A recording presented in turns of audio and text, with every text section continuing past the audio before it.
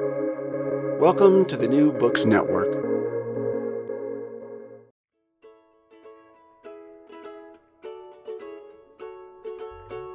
Welcome to Recall This Book, where we assemble scholars and writers from different disciplines to make sense of contemporary issues, as well as problems and events.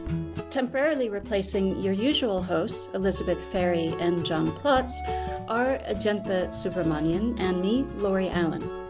This is the second episode of a three-part series on ethnonationalism and fascism. In the first episode, we talked with Murli and Natasha, a scholar of caste in India. In this episode, we're talking with a scholar of the Israeli extreme right. And the third and final episode will be a conversation between the two of us and our fellow interviewer, Professor John Plotz of Brandeis University. Today, we're joined by Natasha Roth-Roland. Natasha is a writer and researcher at Diaspora Alliance and a former editor at 972 magazine.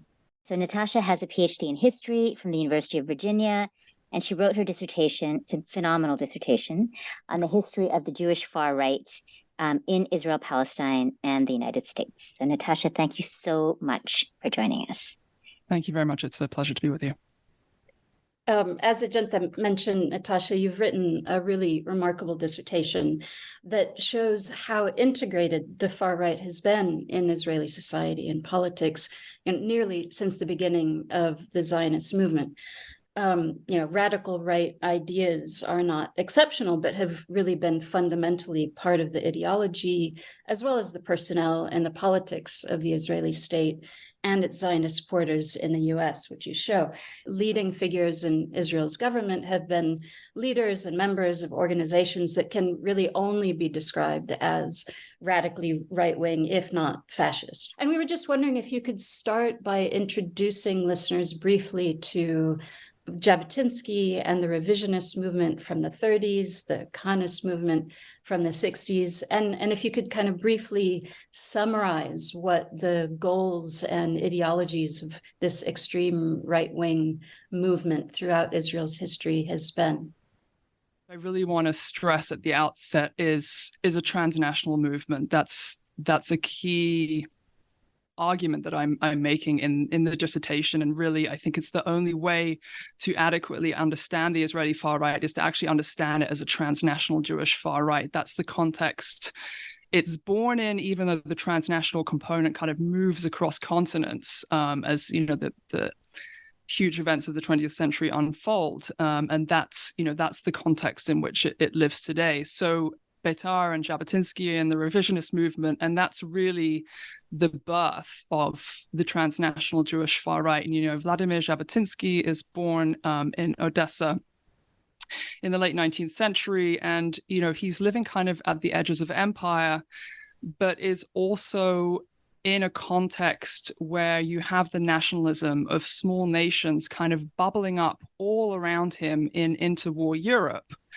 and that's what he draws on. He's influenced by the Polish far right and by other far right movements around him, and that's what he draws on when he is developing his revisionist movement, which is a reaction to the kind of more quote unquote mainstream Zionism that is, on its face less militaristic, is more about kind of slowly upbuilding settlements in Palestine, and the revisionist movement is quote unquote revising that, and the kind of sharp end of that is, as you mentioned, Beitar, which is the youth movement of the revisionist wing. This really took its politics, its aesthetics, a lot of its ideology from the far-right nationalist and fascistic movements that surrounded it in interwar Europe. So, they're wearing uniforms of brown shirts and brown ties. That uniform is abandoned very quickly in the wake of the book burnings in Germany. There is a glorification of youth, a glorification of the redemptive power of violence, especially in the lieu of the context of Jewish history, which is, very much presented as one of just pogrom after pogrom, subordination, submission, repression, persecution, and this violent militaristic territorial movement is kind of posited as the response to that. So that movement persists through World War II. It's heavily involved in the war that surrounds the creation of the State of Israel. The military wing of the revisionist movement is the Irgun, Jewish underground terrorist group that was involved in numerous infamous terrorist acts during the years of Mandate Palestine. And then when the State of Israel is founded, the far right kind of recedes a little bit. It's subsumed by the demands of state making, of politics. Its raison d'etre is, the establishment of a state. And although the state isn't the one that they wanted, because a huge part of their ideology is territorial maximalism. So in this context, that means, a Jewish state on both sides of the River Jordan. And obviously what there is there now is basically just on the west side. Fast forward to the 1960s, the occupation starts. There's a re-energization of both the desire for maximum territory and the kind of religious imperative that drives it. There's a kind of messianic zeal that infuses the far right, which was sort of a little less pronounced in its early iterations. In the United States, this also generates a real upswell of not just Zionist feeling, because Zionism was by no means a consensus in the kind of post-war and immediate post-state era in the United States. And you have socio-political ructions in the US as well, which are also influencing how certain Jewish communities perceive themselves. And in these kind of geopolitical earthquakes, you have a figure by the name of Meir Kahane come to the fore. He's living in New York in the 1960s. He has very, very extreme ideas about things that Beitar were espousing decades ago, about the redemptive power of Jewish violence, about the messianic drive needed to what he saw as redeem all of the land of Israel that was promised to Jews by God. And he founds a far-right group in New York called the Jewish Defense League. It's mostly sort of advertised as a kind of self-defense outfit that's there to, protect vulnerable Jews against other minority communities in New York. There's a lot of tensions throughout the civil rights era. And then the group gets more involved in terrorism, starts bombing Soviet targets because of the repression of Jews in the Soviet Union. In order to escape these legal troubles, Kahane emigrates to Israel in the early 1970s and founds his political party, Kach. Kach is essentially a fascist party. It has a fascist platform. It preaches racial segregation, sexual segregation. It preaches violence. It wants total war against Palestinians across Israel-Palestine, and it wants expulsion of Palestinians from across Israel-Palestine. Kach has limited parliamentary success. After multiple attempts, it wins one seat in the Israeli parliament in 1984 that is taken by Kahane. It's then expelled from Israeli politics, or rather it's banned from running for the Knesset in 1988, ostensibly because of its racist platform, but largely because the rest of the Israeli far right saw it as a threat. They worried that Kach was going to siphon off votes because of polls throughout the 80s showing the party's growing popularity. And then in 1990, Kahane is murdered in New York by an Egyptian who shoots him at the end of one of his events. And again, the movement kind of fragments a little bit again. It becomes a bit rudderless. But it's still there. The sentiment is still there. There are still atrocities being committed in the name of Jewish supremacism, in the name of territorial maximalism, probably most notably the massacre in 1994 in Hebron by one of Kahane's followers. And then fast forward to the present day, you have a Kahanist party in the Knesset with the largest seat haul the movement has ever drawn by an order of magnitude. And now we're in the current conflagration. I'm wondering whether this vision of greater Israel was it initially a fringe perspective, or did expansionism define the full spectrum of Zionist thought? And I, when I was reading your dissertation, I was kind of struck by what your analysis of the Six-Day War, which you say produced this sort of sharp increase in American Jewish support for Israel, even though support for the far right was still pretty low, was still marginal in the US. So I'm wondering what this means. So does this mean that, the territorial ambitions of the far right were actually much more widely shared? Would you distinguish? And if so, how would you distinguish the sort of religious and secular variants of territorial maximalism? In terms of the maximalism, I don't want to suggest for a moment that this is something that is entirely unique to the far right. There is, the old Zionist maxim of maximum land, minimum Arabs. That is not a slogan that belongs to the Jewish or Israeli far right alone by any means. It's actually fairly widespread as an idea. But in terms of the kind of ideological divisions right from the start of the Zionist movement, and particularly when the revisionists make their appearance, the maximalism was always at the heart of the revisionist ideology. It was one of the things that distinguished it because it was a top priority. For the far right, there was no state of Israel without that maximalist capture of land. And that's still there, nestled, in party platforms or, in party discourse, even for the Likud, it might not be the thing that is front and center, but that ideology is still there. The logo for the revisionist movement and Irgun in the background was, the outline of a map of, quote, Greater Israel on both sides of the River Jordan. So it was at the center of the ideology. It was one of the things that distinguished that part of the movement. It wasn't unique to the movement, if that makes sense. And then in terms of the distinction between the religious and secular modes of that ideology, it's really, again, about motivation and approach. There's an extent to which, Zionism is kind of this anomaly in nationalist ideology where the religious component can never be entirely extracted from it because of the history of not only the movement, but why it is understood that by Zionists that this land belongs to Jews alone. There is an inherently spiritual component to it that just, can't be extracted entirely.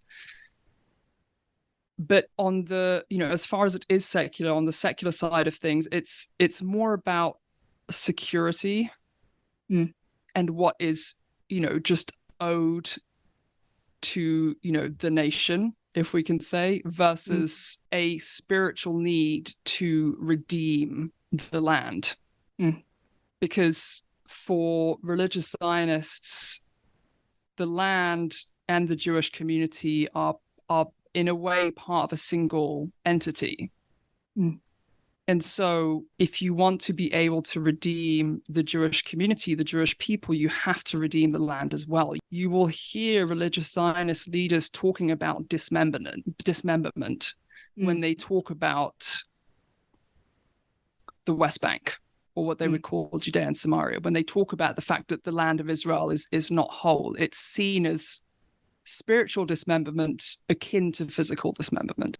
Is there a way in which the far right is able to both be state and non-state, and that sort of ability to straddle that boundary actually helps it, in furthering its ambitions? You're right. There is this tension between state and non-state actors within the far right movement. And, I alluded to that a little bit when I talked about how the far right kind of seemed to disappear a little bit in the first couple of decades of the state. Right.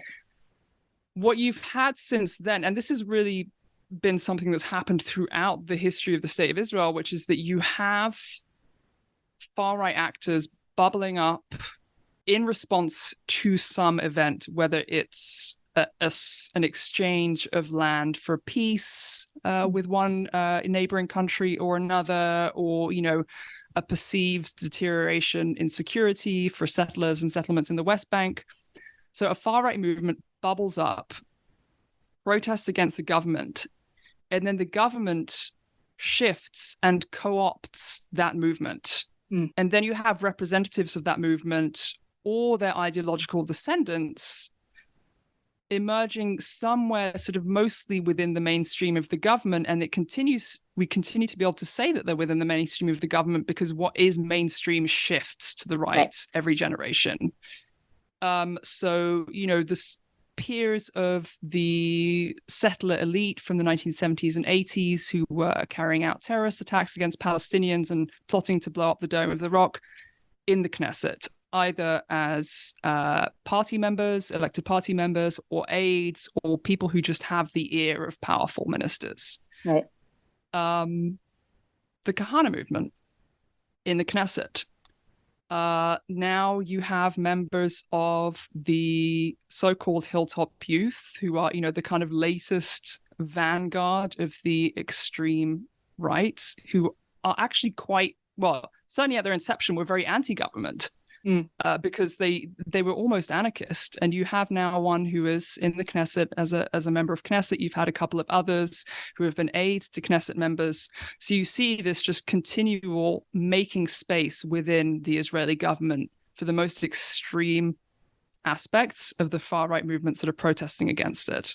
And then, of course, it takes the pressure on it from within Israeli society. This is part of the story of your dissertation, isn't it, Natasha? Right. Of the slow but steady creep ever rightwards of what was already at its base, one could say, a fascistic or at least ultra-nationalist movement, right? And correct. I think one of the questions we wanted to get to was about the role of violence in that move rightwards.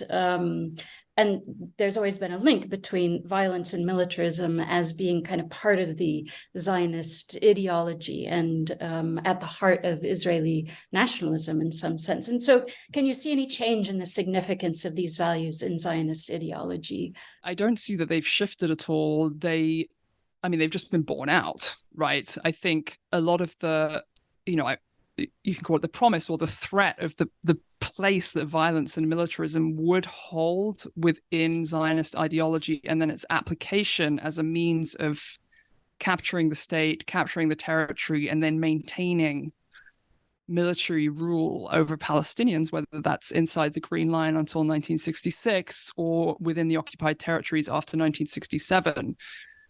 Violence and militarism sit at the heart of that. This is a country that has had conscription since its inception. It's a country that has had prime ministers who are former members of terrorist organizations. It's a country that sees militarism as the only way to ensure its perpetuation and to secure its own ethno-nationalist group within its undefined borders. So I don't think the place of violence and militarism has changed. It's just become more deeply entrenched. And as we very horrifically see around us today, I think there are very, very few people who can imagine a future that doesn't rest on that. Right. One of the things that I found striking was, and this has to do with the sort of transnational dimensions of this movement, is the convenient, in some ways, the convenience of the diaspora, right? Like you talk about how there were these moments, like for instance, Baruch Goldstein, his act of terrorism, that right after that happened, you say that it was deemed American. Right. So there was a way that there's this kind of way that violence can be sort of exceptionalized or externalized, right, to the United States. And that I'm wondering about whether that's still even necessary to do. right? If there was a prior moment when the U.S. served as an alibi, and extreme violence was, or Jewish terrorism was put on the settler, right, the American settler, is it even is that sort of, is the use of that alibi even necessary anymore, or is vigilantism now considered totally legit? The alibi is still in use. It's just restricted to the other side of the political spectrum. So when, foreign presence or involvement in Israeli politics is criticized or demonized, it's only when it is coming through progressive organizations or progressive funding from overseas. And yes, absolutely. Back in the 70s and 80s and even 90s, when you had Kahanists attacking Palestinians and damaging, vandalizing mosques, and when you had the Baruch Goldstein massacre in Hebron in '94, Goldstein was also an American, a New Yorker. Yes, the comments that you would get, from Shin Bet officers and whoever in the Israeli press was, well, it's just those out of control Americans. We don't, as soon as we saw that they were attacking a mosque, we knew that it was foreigners. And, anybody who opens a newspaper and sees pictures of mosques in absolute devastation in Gaza and the West Bank after airstrikes, I think, will make of that what they will. So that alibi just isn't necessary anymore. And yes, partly it is because vigilantism has just become less and less. There's been less of a political need to dispel vigilante violence by far-right Jews, especially Jewish settlers, as something that is foreign to the Israeli political body. The bad apples argument, that you were still hearing even in 2014 after in 2015 after, some of the horrendous abuses and murders of Palestinian civilians in the West Bank that were carried out by settlers. That just sort of isn't really heard anymore. And not only that, but as there's been reporting on in 972 magazine and other outlets, sometimes Israeli soldiers have not just stood by and kind of tacitly abetted these crimes, but have actually joined in. And I think at that point, the pretense that this is somehow a thing that has been imported into Israel-Palestine is just rings so hollow that nobody really bothers with it anymore.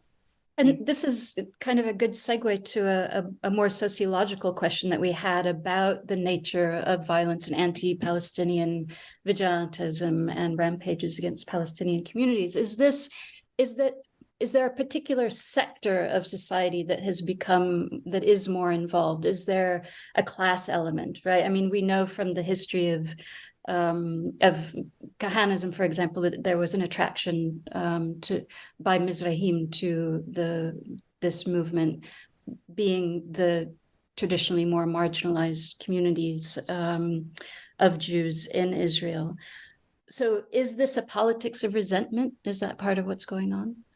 I think, like with any, far-right populists, nationalist movement, there is always grievance politics and a politics of resentment at play, and there's also a politics of marginalization, and I don't, but that's also a dynamic that has been exploited by various leaders and politicians in Israeli history to kind of dismiss how widespread this far-right sentiment is and what the sources of far-right violence are and how distributed the ideology is across ethnic and economic and geographic lines in Israel-Palestine. And so the role of Mizrahim in that movement has served as a way for politicians using racist tropes to say, well, actually, this doesn't reflect who Israelis really are. at the same time, Kahana was very astute about how he appealed to different communities to build his movement. And just like he did in New York, he sought out people who felt left behind, who felt excluded. This will probably bring what Trump did in the US to mind for some listeners, maybe. And who felt like they weren't understood as people who were given a role to play in their society, who were kind of just dismissed, counted out, scorned, discriminated against. All of those things apply to Jews of Middle East and North African origin in Israel. And he appealed to that sense. And he didn't just appeal to it and say, you have a role too, but he articulated it in such a way as to say, actually, you are the true inheritors of this state. Western Jews from Europe and the United States over-assimilated. They became weak. They left their traditions behind. They abandoned and betrayed Judaism. You, who were living in the Middle East all this time, you stayed true to your traditions. So that actually puts you spiritually in the top spot here. And I'm seeing that in you, and that's what's going to be realized if you become part of my movement. You talk about the place of Mizrahi women within far-right gender ideology, and for Kahane in particular, that, for him, they both sort of epitomized racial and religious purity, but that they were also in some ways a weak link because they were uniquely susceptible to Palestinian men. And that seems to, again, be this sort of way of both foregrounding their Middle Easternness, but also seeing it as a threat, because it kind of blurs the distinctions, right, between the Jew and non-Jew. So So anyway, that struck me as super interesting. But I wonder if you could also sort of speak more generally about the role of quote unquote traditional family values within this far right ideology, and where women fit, right? So not just as tropes, right, but as actual people within these movements. Are they members of these movements? If so, why do they join them? They are members of these movements. And what that looks like depends on what wing of the movement it is. I want to reference some really incredible work that's been done on this by a couple of different scholars. One of them is Lihi Ben Shitrit. Another one is Tamar El-Or and also Tamar Neumann. These are people who have really investigated the role that women play, particularly within the religious far right, because I think, when we bring to mind what you mentioned, as you just said, Ajantha, about, traditional family values and how that may or may not come into conflict with the role that the very active political role that, people are expected to take when they're in these movements. These scholars have really delved into that and have delved into this kind of complementarity that exists in terms of women's role on the religious far right, and particularly within the settlement movement. Now, the settler movement is kind of just about home building in some ways, which sounds, like a gross kind of underplaying of its violence, but actually it is so centered around creating homes, creating communities. The act of creating those homes and communities is inherently violent. It enlists state violence, it enlists interpersonal violence, but it's about building homes. And that is how the people in the movement understand it. They are putting down roots there. And within these traditional family setups, who is responsible for maintaining the home? It's women. They have domain over the private sphere. And yes, there are moments, it's what Lee Ben-Shidrit, I think, calls frames of exception, where women step outside of those roles and actually do go into the public domain in, moments of extreme threat to the settler movement, or what they perceive as extreme threat to the settler movement, and do go out and do stand in front of the bulldozers and do protest. But by and large, traditionally, the role has been one of homemaking. And that becomes inherently political because of the situation in the occupied territories. And where the conflict comes up is that, and this is what I believe Tamar El-Or explores in her work, is that there's a contradiction between the imperative to build these homes as an act of territorial expansion, contributing to the Zionist political project, and the spiritual command to recreate the nation. Because when you recreate the nation in such a dangerous environment, which the West Bank is, or can be, which imperative takes precedence?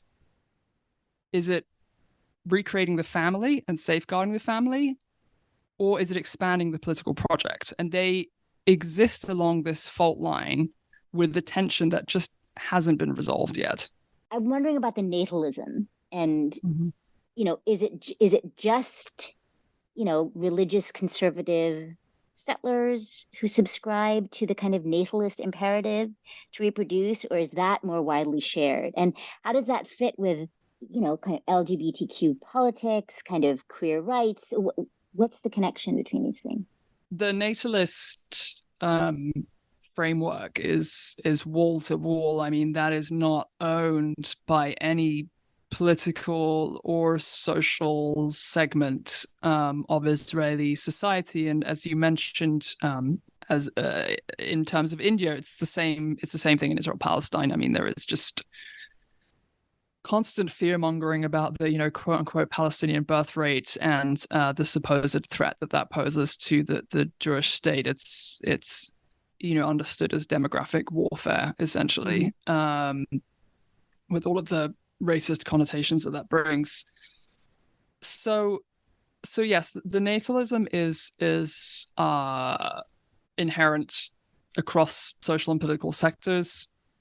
In terms of LGBTQ rights, I have seen sort of liberal / left-wing queer activists propose that the reason that same-sex couples in the country, same-sex Jewish couples in the country, are allowed to adopt, even though they're not allowed to marry, is in service of this demographic fight. And although there are by no means kind of comprehensive laws enshrining the right to surrogacy and the right to adopt, and it's still very much a battle for queer couples there. The fact that it exists at all in such a conservative country, I think, speaks to that commitment to just increasing the Jewish proportion of the population in the country by any means necessary. We just wondered if you wanted to reflect at all on terms like fascism or radical right, and what these terms offer us, or what you think they might obscure.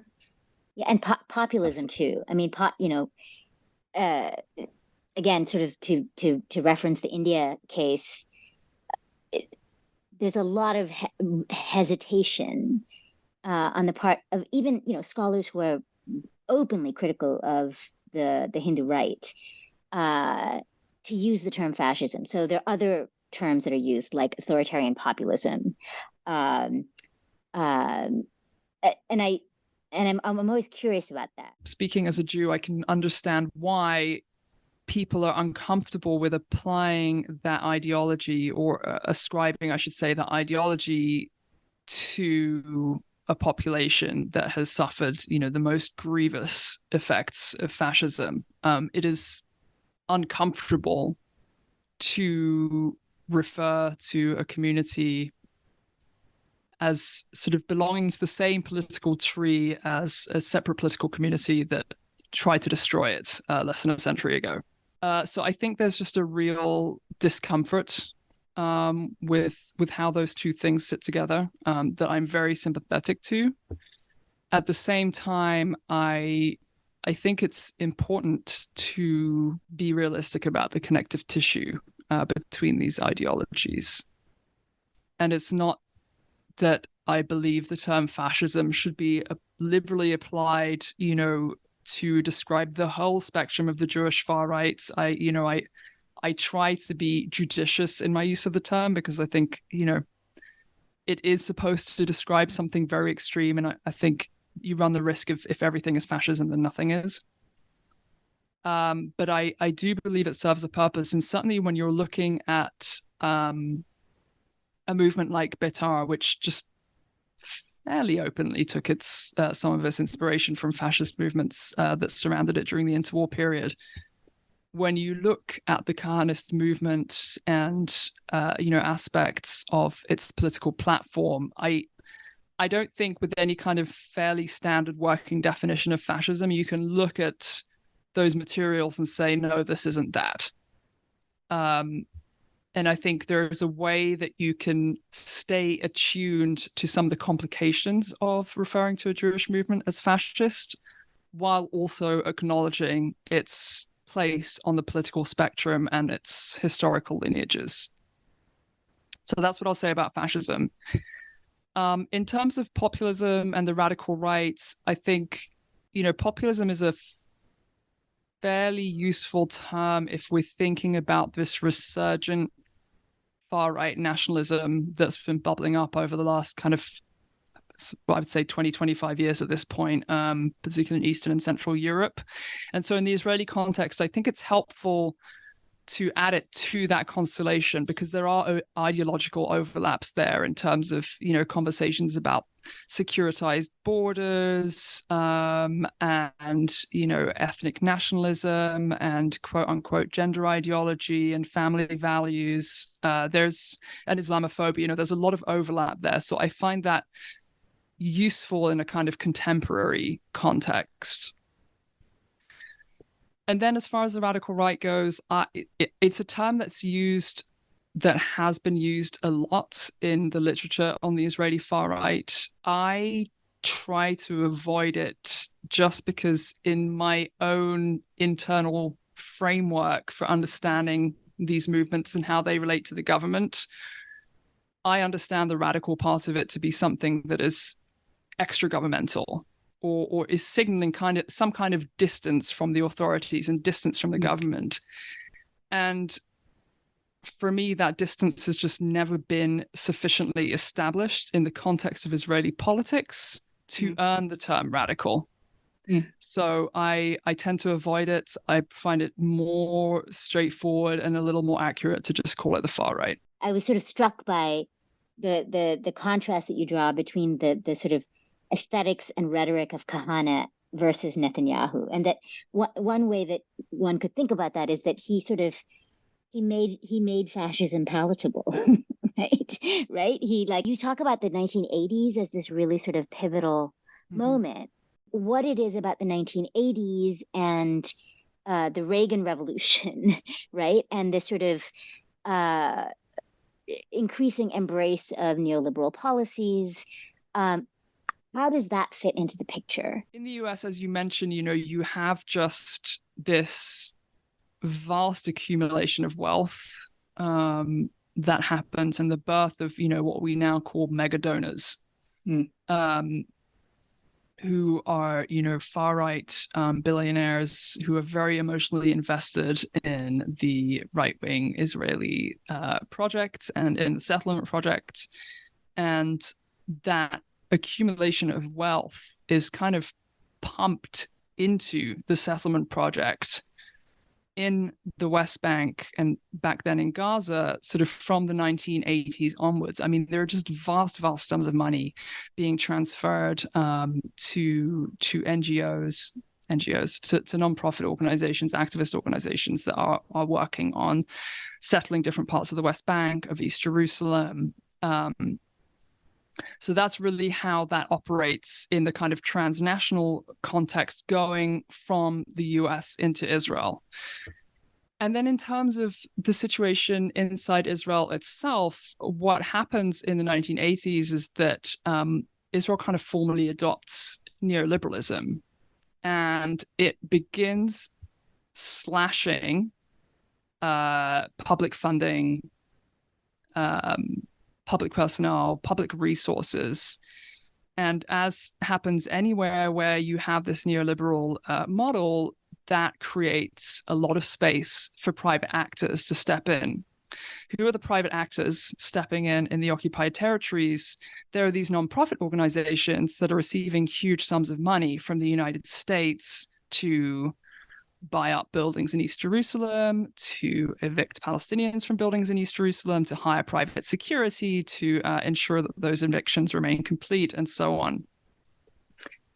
And not only that, but this is something that a scholar, Aryeh Krampf, argues in his book, the fact that Israel adopts this neoliberal model actually insulates it in some way from global pressure, because it makes its own economy more sustainable. It is less reliant on outside funding to prop up its own functions, because so many of those functions have been slashed, and because of globalization, it becomes more integrated into the global economy.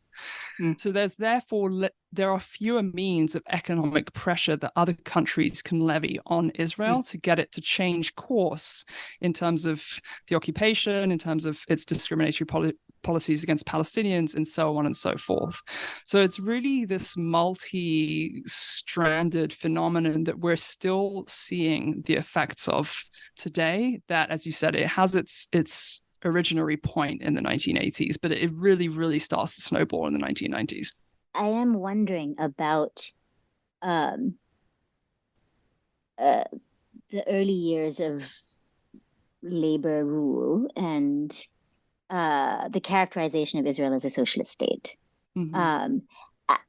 How does one reconcile that characterization with a settler colonial occupation? Well, I mean, it was socialist for Jews. Outside the purely economic dimensions of that, and what we sort of imagine as the more ideal version of what a socialist society looks like, when that socialism is only intended for one ethnic group, it then doesn't become a kind of safeguard against other more discriminatory or violent or exclusionary policies, ideologies, modes of government taking hold. So when you understand actually what was at the heart of that socialism, which was that it was ethnically defined. Circumscribed. Yeah, circumscribed, exactly. It's then less of a contradiction to see how that unfolds in line with a settler colonial policy. In fact, they work together, because that settler colonial project is being upheld by this restricted socialist model. You're saying it was socialism for the Jews, and similarly, it's been a democracy for the Jews, right? And I wonder if part of what we're seeing until October 7th, the objection to the current Israeli government has been an objection of people who are feeling the fascism of the state that has been part of what Palestinians have been feeling since the Nakba of 1948. So the term fascism becomes relevant when certain rights and certain forms of violence are taken away from and felt by a white population, for example. There has been talk of fascism and authoritarianism, but it hasn't related to how Israel treats Palestinians. It's just related to the kind of rights and trappings of democracy that Israeli Jews have become accustomed to for themselves. So, I think that there has been some element of people who've kind of started to draw the connections between that and the occupation, but it's not as if they've there's been this mass understanding that yes, that actually the root causes of this are also the root causes of, you know, violence against Palestinians. It's the analysis just hasn't got there yet, and I fear that what has happened in the last 2 weeks has taken us more than 2 steps back. Folks in Israel and supporters abroad are only noticing the fascism that has been a through line of Zionism now because Jews are feeling it. Right. Exactly. Yeah, exactly. And I think I hope that eventually it will move more people to understand the contradictions inherent in the idea of a Jewish democracy. But we have to see what transpires in the wake of everything that's going on now. Well, and in the wake of everything that's going on now, it's just all the more critical that we get this right, that we understand this history and that we help people understand this history. And I think, Natasha, your work, your journalism, your scholarship has been and will continue to be a real serious contribution to that, frankly, noble and important work, not to get too woo-woo, but I do think it's really important. Yes, absolutely. Absolutely. Thank you so much. So thank you, Natasha, and thanks to our listeners. We hope you'll join us for the 3rd episode when I and Ajantha will join John Plotz and talking about the Israeli and Indian cases in relation to each other. Thank you so much. Thanks, Thank Natasha. you very much. Thank you. Thank you. Wonderful. We really appreciate it. Yeah. Recall This Book is the creation of John Plotz and Elizabeth Ferry. Sound editing is by Kamaya Bagla, and music comes from a song by Eric Chaslow and Barbara Cassidy. We gratefully acknowledge support from Brandeis University and its Mandel Center for the Humanities. We always want to hear from you with your comments, criticisms, or suggestions for future episodes. Finally, if you enjoyed today's show, please forward it to 5 people or write a review and rate us wherever you get your podcasts. Thanks for listening.